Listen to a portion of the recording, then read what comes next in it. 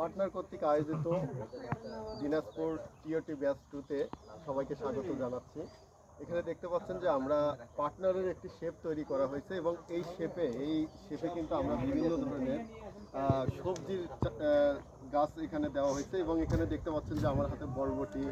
এখানে করলা, ধন্দল, চিচিঙ্গা, শশা,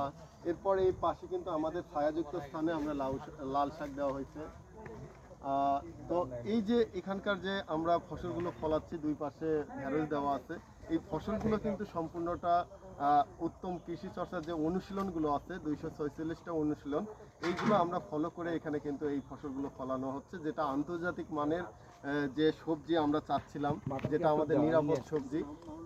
এই নিরাপদ সবজিটা কিন্তু আমরা রাজি হয়েছে না, একটা কথা বললে